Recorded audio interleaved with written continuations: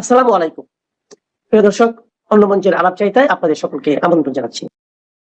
আপনারা সকলেই দেখেছেন আমি একটা নোটিশ দিয়েছি। নোটিশটা আমি কনফার্ম হওয়ার পরই দিয়েছি। এই নিয়ে আমার বেশ কয়েকজন সাংবাদিকের সঙ্গে কলকাতার এবং দিল্লির সাংবাদিকের সঙ্গে কথা হয়েছে, কয়েকজনের সঙ্গে বাংলাদেশের দূতাবাসের কথা হয়েছে, দূতাবাস বলছে বাংলাদেশ ডেস্কের সঙ্গে কথা হয়েছে, আমাদের বাংলাদেশ যে বিদেশ মন্ত্রক তার যে ডেস্ক তার সঙ্গে কথা হয়েছে। কথা বলার পর নিশ্চিন্ত হয়ে তারপরে আমি নিশ্চিত হয়ে আমি তারপরে এই কপিটা করছি।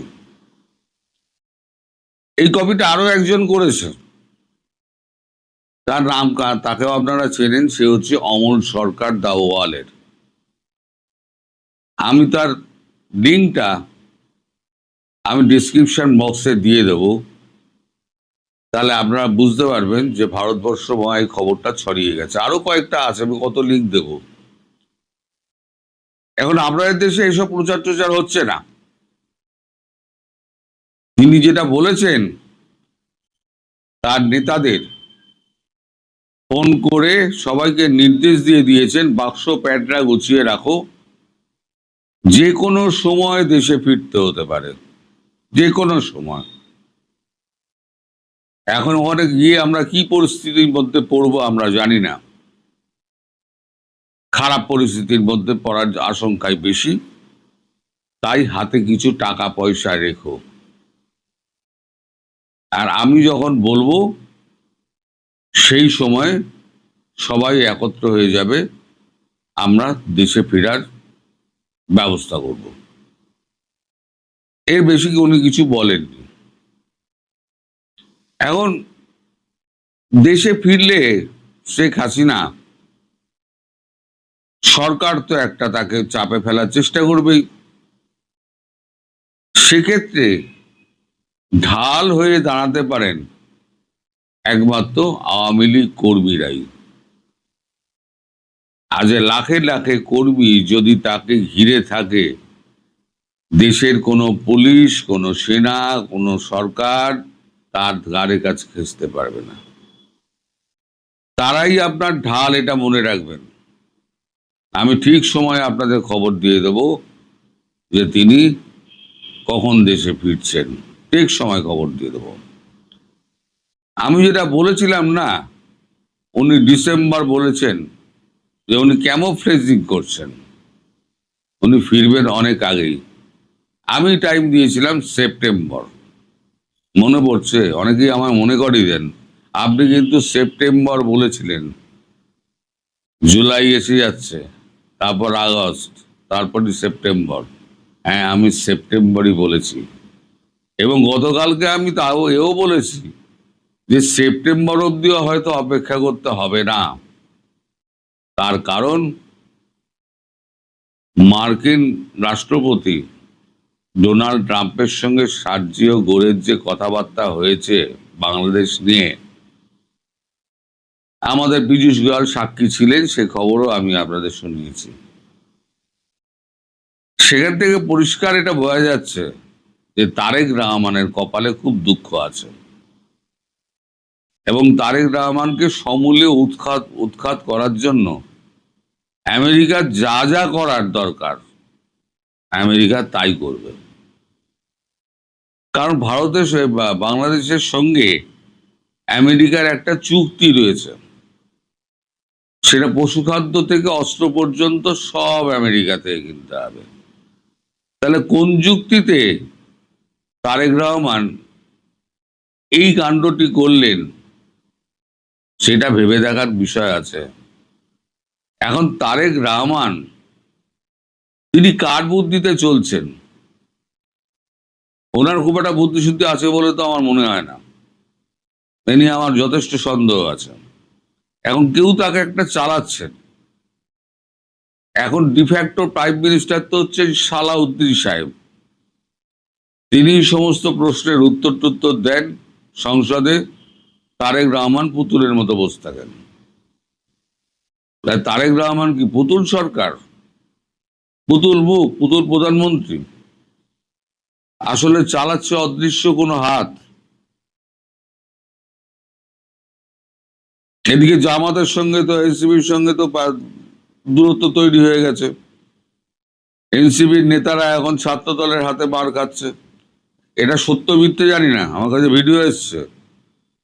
সত্যতা নিয়ে এই জন্য আমার সংশয় আছে যে এত মারপিট হলো, কিন্তু ওই যে সার্জিস আলম এবং নাসিরউদ্দিন পাটোয়ারি, তাদের গায়ে তো আঁচড় পড়লো না। সঙ্গীরা এরকম করে কোনোই দেখাচ্ছে, অর্থাৎ প্রচারে থাকার একটা তাগিদ। বুঝতে পারছে আমরা প্রচার থেকে হারিয়ে গিয়েছি। হারিয়ে তো গিয়েছো, এবার দুনিয়া থেকে হারিয়ে যাবে হয়তো, মানে ভারত বাংলাদেশ থেকে হারিয়ে যাবে হয়তো, দুনিয়া থেকে না। দীর্ঘজীবী হও তোমরা, আমি তোমাদের আশীর্বাদ করি। তোমাদের আমরা বয়সে ছোট সন্তান মতো, তো তোমরা যে ভুলটা করেছো সেই ভুলটা কিন্তু মাপ হয় না। তো শেখ হাসিনা প্রসঙ্গে ফিরি। শেখ হাসিনা এর মধ্যে 151 জনের, আমি যে বলেছিলাম 151 জনের সঙ্গেই কথা বলেছেন, যারা নেতা আছে বিভিন্ন দেশে যেখানে আছেন, তাদের সঙ্গে কথা বলেছেন এবং প্রত্যেকেই নেত্রীর কথায় সায় দিয়েছেন এবং যথারীতি ধীরে ধীরে তারা কলকাতার উদ্দেশ্যে আসতেও শুরু করেছেন। তিনি বলেছেন, নেত্রী বলেছেন, বেশি কিছু নেওয়ার দরকার নেই, সামান্য কিছু কাপড় আর কিছু টাকা পয়সা রেখো, কারণ আমরা জানি না আমরা কি মানে আমরা অবস্থার মধ্যে পড়তে যাচ্ছি। এখন দেখুন, সার্জিও ঘোষ আপনার দেশে পৌঁছেছেন। তিনি তো যা যা কথা বলার তিনি তো প্রধানমন্ত্রীকে বলবেন। দেশের চেয়ার দখল করে বসে আছে কে? দেশের চেয়ার দখল করে বসে আছে প্রধানমন্ত্রী তারেক রহমান। সারা পৃথিবী কিন্তু প্রধানমন্ত্রীকেই চিনবে, কনস্টিটিউশনে তিনি যখন প্রধান তাকেই চিনবে। এবার কে চালাচ্ছে পেছন দিক দিয়ে ইশারা কার, সেটা দেখতে যাবে না। এখন যে চাপটা মার্কিন যুক্তরাষ্ট্র দেবে, সেই চাপটাকে সামলানোর মতো ক্ষমতা রয়েছে? আমার তো মনে হয় নেই। আর ডোনাল্ড ট্রাম্প কিন্তু মানে এও করতে পারবে না, মানে ছেড়েও কথা বলবেন না। আপনাদের দেশে গুজব তো রটানো হয়। ইত্তেফাক বলে একটা পত্রিকা গতকালকে দুম করে লিখে দিল যে ইউনূসকে নাকি রাষ্ট্রপতি নির্বাচনের জন্য চেষ্টা করা হচ্ছে। ভেসে উঠেছে কথা, কোনো ভাষা নেই, রাষ্ট্রপতি হওয়ার কোনো চান্স নেই। ইউনূস একটা বিশ্ব বাটপার, সেটা সারা পৃথিবী জেনে গিয়েছে। বাংলাদেশের নাম আগে লোকে জানতো না। ইউনূসের আমলে ইউনূস যা করে গেছে, তাতে সারা পৃথিবী বাংলাদেশকে চিনে গেছে। আর এবার যে শেখ হাসিনা যাচ্ছেন, তিনি সমস্ত দেশের সমর্থন নিয়ে যাবেন।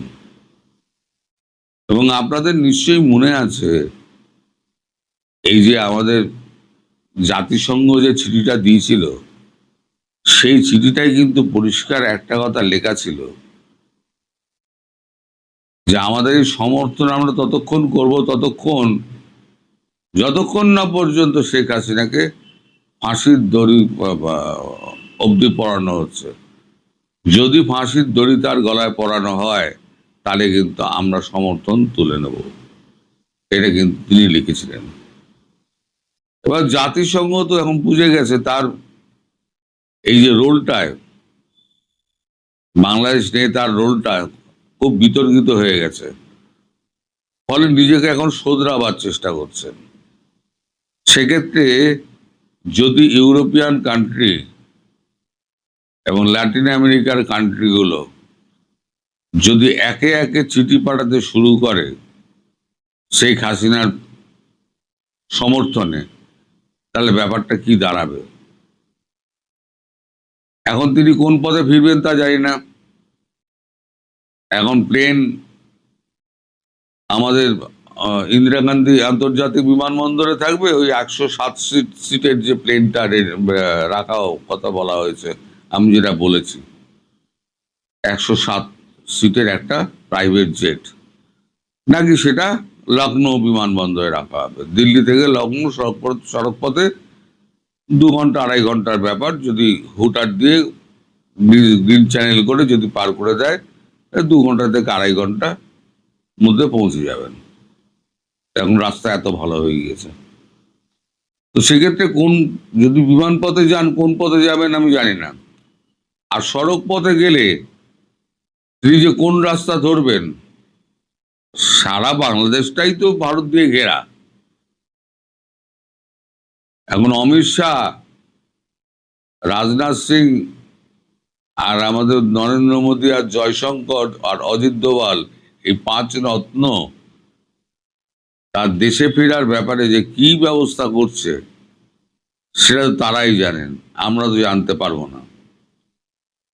তবে সার্জিও ঘোষ তিনি যে যাচ্ছেন, সন্তোষজনক উত্তর দিতে না পারলে তারেক রহমানের গদি কিন্তু গেল। আজকে আমি আগাম বলে দিচ্ছি আপনাকে, তারেক রহমানের ডেজ আর নাম্বারড। আবার বলছি, তারেক রহমানের ডেজ আর নাম্বারড। কিছু দিন অপেক্ষা করতে হবে, তারেক রহমানকে আবার লন্ডনের ফ্লাইট ধরতে হবে। এই সরকার টিকবে না, এই সরকার উল্টে যাবে, সেটা কয়েকটা দিনের ব্যাপার। এখন আপনারা সবাই নিজেরা প্রস্তুত হন।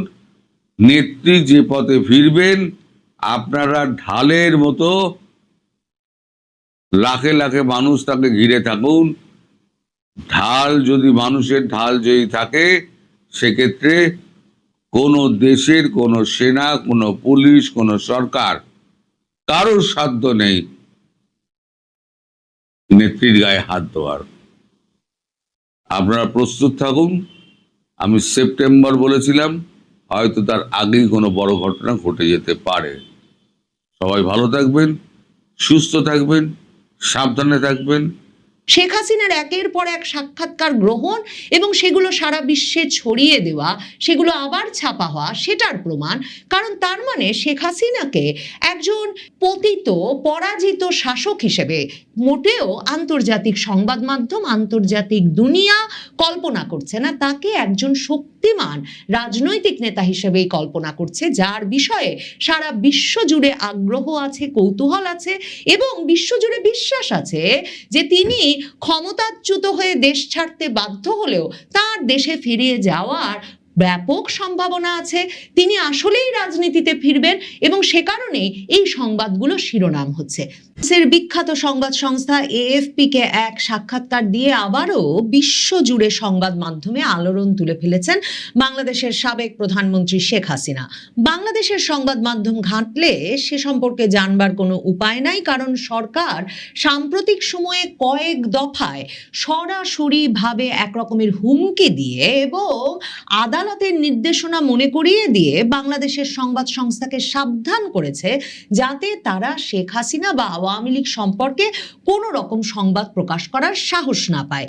এ অবস্থায় বাংলাদেশের সংবাদ মাধ্যমে শেখ হাসিনার এই আলোড়ন তোলা সাক্ষাৎকার নেই বটে, কিন্তু এই বিশ্বখ্যাত সংবাদ সংস্থা এএফপি কে সাক্ষাৎকার দেওয়ার ফলে দেশে দেশে ভাষায় ভাষায় শত শত সংবাদ মাধ্যমে শেখ হাসিনার এই নতুন সাক্ষাৎকারটি প্রকাশিত হয়েছে, অনুদিত হয়েছে এবং যতগুলো পত্রপত্রিকায়, অনলাইন সংবাদ মাধ্যমে, অনলাইন ওয়েবসাইট ঘেঁটে যতগুলো শীর্ষস্থানীয় পত্রপত্রিকায় দেশে দেশে এই সাক্ষাৎকারটি ছাপা হতে দেখেছি, বেশিরভাগই এই শিরোনামটা করেছেন যে শেখ হাসিনা দেশে ফিরতে প্রস্তুত, প্রাণের ঝুঁকি নিয়ে, মৃত্যুর ঝুঁকি নিয়ে, ফিয়ার অফ ডেথ মাথায় নিয়ে। কারণ শেখ হাসিনাকে এই সাক্ষাৎকারে এএফপি প্রশ্ন করেছিল যে তিনি কি তার ফেরার ঝুঁকি সম্পর্কে সচেতন কিনা, মানে এ অবস্থায় তিনি কি করে ঘোষণা দিচ্ছেন যে তিনি দেশে ফিরবেন, এবং কিছুদিন আগে এক সংবাদ মাধ্যমের সঙ্গে সাক্ষাৎকারে তো পরিষ্কার বলে দিয়েছেন যে তিনি দেশে ফিরবেন এবং দেশে ফিরবেন ডিসেম্বরের মধ্যে। কিভাবে এটা বলছেন? এই প্রশ্নটা যখন তাকে এএফপি করেছিল, ৭৮ বছর বয়সী শেখ হাসিনা এএফপির প্রশ্নের জবাবে ইমেইলে লিখেছেন বলে এএফপি জানাচ্ছে, আমাকে হত্যা করা হতে পারে, আমাকে গ্রেফতার করা হতে পারে, আমাকে কারাগারে পাঠানো হতে পারে, আমার ভাগ্যে কি হতে পারে তা আমি ভালোভাবেই জানি। তারপরেও আমি দেশে ফিরতে চাই কারণ আমার দেশের মানুষ আমাকে ডাকছে। শেখ হাসিনার এই কথাগুলোই যেমন শিরোনামে এসেছে দেশে দেশে, ভাষায় ভাষায় অনুদিত হয়ে, তেমনি এই কথাগুলো দিয়েই এএফপি তাদের এই তার বার্তাটি বা তাদের ওয়্যার সার্ভিসের মাধ্যমে তারা যেই সংবাদটি, যে সাক্ষাৎকারটি সারা পৃথিবীতে ছড়িয়ে দিয়েছে, ওই সাক্ষাৎকারটি শুরু করেছে। এএফপি আসলে কি? এএফপি একটা বার্তা সংস্থা, যেই বার্তা সংস্থাটি সারা পৃথিবীর সকল শীর্ষস্থানীয় সংবাদ মাধ্যম সাবস্ক্রাইব করে। তাদের সংবাদ সংগ্রহের একটা গুরুত্বপূর্ণ বিশ্বাসযোগ্য উৎস হিসেবে এএফপির খবরকে সাবস্ক্রাইব করে, একটা অর্থের বিনিময়ে সেই খবরের দিকে নজর রাখে, সেই খবরের ব্যবহারের পুনঃপ্রকাশের অধিকার পায় পৃথিবীর সকল শীর্ষস্থানীয় সংবাদ সংস্থা। কাজেই এ ধরনের বার্তা সংস্থায় রয়টার্স, এএফপি, এরা যখন এ ধরনের একটি সাক্ষাৎকার ছাপে, তখন সেটা পৃথিবীর দেশে দেশে, ভাষায় ভাষায় ছড়িয়ে যাওয়ার একটা বড় ধরনের সুযোগ হয়। এবং এসব বার্তা সংস্থা হঠাৎ করে ব্যাপক বিবেচনা ছাড়া, সম্পাদকীয় সিদ্ধান্ত ছাড়া কোনো একজন ব্যক্তির সাক্ষাৎকার এভাবে তাদের তার বার্তার মাধ্যমে, ওয়্যার সার্ভিসের মাধ্যমে সারা পৃথিবীতে ছড়িয়ে দেয় না, যদি না সেই খবরটি, সেই ব্যক্তিটি, সেই সাক্ষাৎকারটি তারা মনে করে বিশ্বজুড়ে ব্যাপক আগ্রহ সৃষ্টি করবে।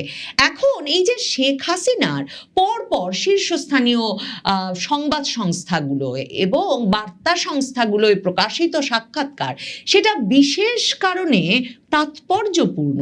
একদিকে খুব গুরুত্বপূর্ণ, শেখ হাসিনা সম্ভবত এটাই চেয়েছেন যে বাংলাদেশে যখন তার খবর একেবারে টুঁটি চেপে বন্ধ করা হয়েছে এবং আদালতের নির্দেশনা দেখানো হচ্ছে, সরকারের তথ্য উপদেষ্টা প্রায়শই সংবাদ মাধ্যমের সামনে এসে একরকমের ভয় দেখিয়ে মনে করাচ্ছেন যে সংবাদ মাধ্যমের শেখ হাসিনার কোনো ভাষ্য ছাপা উচিত হচ্ছে না, যদিও সামাজিক যোগাযোগ মাধ্যম ফ্রি, ইন্টারনেটে কারো পক্ষে কোনো খবর ধামাচাপা দেওয়া সম্ভব নয়, তবু ওই হুমকি দেখাচ্ছেন। তখন শেখ হাসিনা সম্ভবত তার সাক্ষাৎকারগুলো যাতে সর্বাধিক প্রচারণা পায়, সবচেয়ে বেশি দেশে দেশে ছড়িয়ে পড়ে, এবং তিনি যখন এর আগে বিশ্বজুড়ে সংবাদ শিরোনাম হয়েছেন একজন ক্ষমতাচ্যুত, পদচ্যুত প্রধানমন্ত্রী হিসেবে, যাকে কিনা আন্দোলনের মুখে তার দেশ ছাড়তে হয়েছে এবং পাশের দেশ ভারতে গিয়ে আশ্রয় নিতে হয়েছে, এমন একজন নেতা হিসেবে তখন শেখ হাসিনা সম্ভবত নিজেকে বিশ্বজুড়ে আবার প্রমাণ করতে চাইছেন এমন একজন বিশ্ব নেতা হিসেবে, যিনি এর পরেও তার দেশে ফিরে যেতে প্রস্তুত, যদিও তার মাথার উপরে মৃত্যুদণ্ডের রায় আছে, এবং যিনি ঘোষণা দিয়ে বলছেন তিনি ডিসেম্বরে দেশে ফিরে যাবেন। কাজেই তার দেশের সরকার, বাংলাদেশ সরকার, যে একটা দাবি করার চেষ্টা করছে যে তিনি পালিয়ে আছেন ভারতে এবং তাকে প্রত্যর্পণের মাধ্যমে ফেরাতে হবে, এই বয়ানটা থেকে সরে এসে শেখ হাসিনা যাতে এই বয়ানে প্রতিষ্ঠা করতে পারেন বিশ্বজুড়ে যে তিনি দেশে ফিরতে চান এবং জনগণের ওপর ভরসা করেই দেশে ফিরতে চান, কারণ তার জনগণ তাকে দেশে চায়, সে কারণেই সম্ভবত তিনি এই আন্তর্জাতিক বার্তা সংস্থাগুলোকে বেছে নিচ্ছেন। কিন্তু এটা কি শুধুই সে কারণে তাৎপর্যপূর্ণ? এর চেয়েও বেশি তাৎপর্যপূর্ণ এ কারণে যে যে বয়ান সৃষ্টি করে শেখ হাসিনাকে ক্ষমতাচ্যুত করা হয়েছে, শুধু তাই নয়, তাকে ক্ষমতাচ্যুত করবার পর যে বয়ান দেশে দেশে ছড়িয়ে দেওয়ার চেষ্টা হয়েছে যে বাংলাদেশ বাংলাদেশের কোনো কেউ তাকে আর চায় না। বাংলাদেশের জনগণের কাছে তিনি ভীষণ অজনপ্রিয় এবং সে কারণে তাকে এভাবে একটা গণ অভ্যুত্থানের মুখে ক্ষমতাচ্যুত হয়ে যেতে হয়েছে এবং তাকে দেশ ছেড়ে চলে যেতে হয়েছে।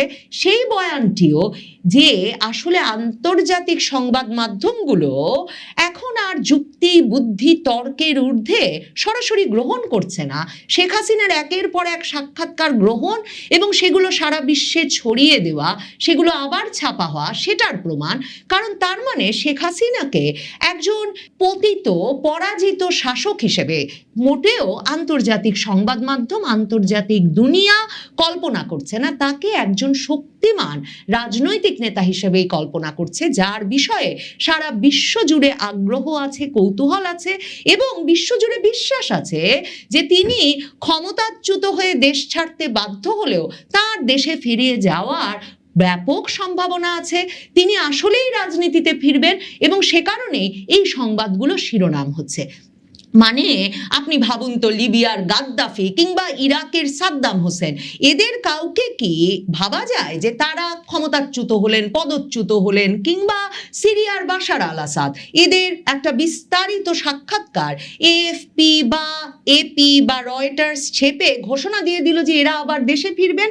শেখ হাসিনার রাজনৈতিক পরিসরে জনপ্রিয়তায় অবস্থানটা যে এখনো অনেক শক্ত আছে এবং 2024-এর জুলাই আগস্টে ঠিক কি হয়ে গেছে সে নিয়ে যে আন্তর্জাতিকভাবেই একটা কনফিউশন আছে, একটা দ্বিধা আছে এবং ঠিক যা হয়েছে সেটা ভালো হয়েছে কিনা তা নিয়ে একটা তর্ক আছে। শেখ হাসিনার একের পর এক সাক্ষাৎকার শীর্ষস্থানীয় আন্তর্জাতিক সংবাদ মাধ্যমে প্রকাশিত হওয়া সেটার একটা গুরুত্বপূর্ণ প্রমাণ বটে। শেখ হাসিনাকে এএফপি জিজ্ঞেস করেছিল যে আপনি কি দেশে ফেরার সিদ্ধান্ত নিচ্ছেন এই কারণে যে ভারত সরকারের কাছে প্রত্যর্পণের আবেদন করেছে, আহ্বান জানিয়েছে বাংলাদেশ সরকার এবং ভারত সরকার বলেছে যে তারা প্রত্যর্পণের আবেদন খতিয়ে দেখছে। শেখ হাসিনা বলেছেন ভারত সরকার তার সঙ্গে প্রত্যর্পণ বিষয়ে কোনো আলাপ করেন নাই এবং তার দেশে ফেরার সিদ্ধান্ত ভারত সরকারের কোনো সিদ্ধান্ত বা চাপের ফলে নয়, কারণ তিনি ভারতে যথাযথ সম্মান এবং মর্যাদার সঙ্গেই আছেন। তবে এএফপি বলছে শেখ হাসিনা তার সাক্ষাৎকারে প্রশ্ন করবার পরেও এই যে তার বিরুদ্ধে যত অভিযোগ সেসব বিষয়ে ক্ষমা চাইতে রাজি হন নাই। এই অংশটাতে এএফপি বলছে যে মানবাধিকার সংগঠনগুলো দীর্ঘদিন ধরেই শেখ হাসিনার সরকারের বিরুদ্ধে রাজনৈতিক প্রতিপক্ষকে হত্যা, বিরোধী দল দমন, বিচার ব্যবস্থা নিয়ন্ত্রণ এবং একতরফা নির্বাচনের মতো নানা অভিযোগ তুলে আসছে।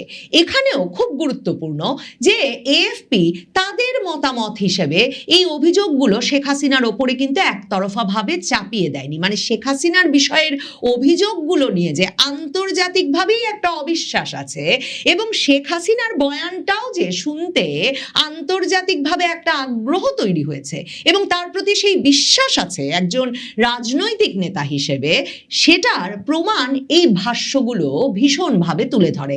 এএফপি বলছে মানবাধিকার সংগঠনগুলোর ওই সব অভিযোগের জবাবে শেখ হাসিনা এসব অভিযোগকে রাজনৈতিক উদ্দেশ্য প্রণোদিত প্রচারণা বলে দাবি করেছেন। তিনি বলেছেন যখনই কোনো অভিযোগ এসেছে তার সরকারের সময় সেটা তদন্ত করা হয়েছে এবং অপরাধীদের আইনের আওতায় আনা হয়েছে। ছাত্র আন্দোলন দমনে অতিরিক্ত শক্তি প্রয়োগের অভিযোগও শেখ হাসিনা এই সাক্ষাৎকারে অস্বীকার করেছেন। তিনি বলেছেন আমার সরকার সর্বোচ্চ ধৈর্য দেখিয়েছে এবং ছাত্র আন্দোলনের শান্তিপূর্ণ সমাধানের চেষ্টা করেছে। শেখ হাসিনার দাবি হচ্ছে ওই জুলাই আগস্টের আন্দোলন 2024 সালের সেটা শুধুমাত্র সাধারণ ছাত্র আন্দোলন ছিল না। শেখ হাসিনা বলেছেন সেটা ছিল গোপন নির্দেশনা, সংগঠিত সহিংসতা, অপপ্রচার এবং সরকারের উৎখাতের উদ্দেশ্যে পরিচালিত একটা পরিকল্পিত অভিযান। শেখ হাসিনা সরাসরি hidden instruction, organised violence, propaganda and the objective of overthrowing the government এই শব্দগুলো ব্যবহার করেছেন 2024-এর জুলাই আগস্ট আন্দোলন সম্পর্কে।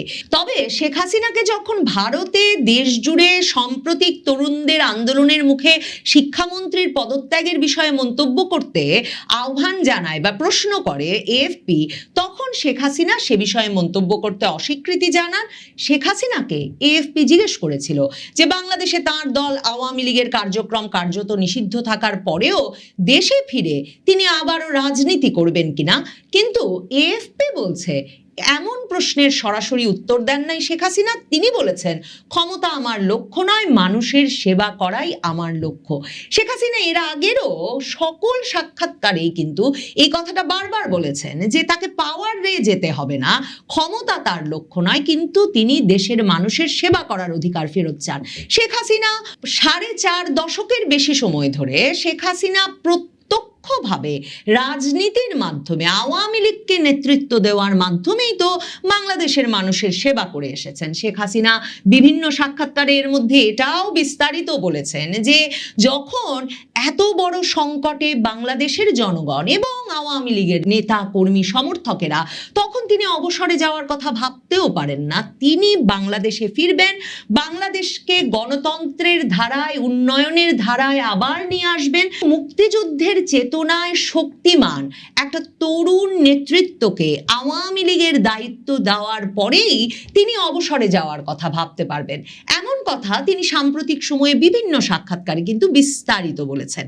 কিন্তু বরাবরই তিনি প্রধানত যে কথাটা বলেন, কারণ আন্তর্জাতিক সংবাদ মাধ্যমগুলো এই প্রশ্নটা যখন করে যে দল তো কার্যক্রম নিষিদ্ধ, তাহলে দেশে ফিরে আপনি কি করবেন, উনি মনে করিয়ে দেন যে ক্ষমতা তার লক্ষ্য নয়, দেশের মানুষের সেবা করাই লক্ষ্য। কিন্তু শেখ হাসিনা জানেন তিনি এবং তার দল রাজনীতিতে সক্রিয় হবার মাধ্যমেই জনগণের সেবা করা তাদের পক্ষে একমাত্র সম্ভব।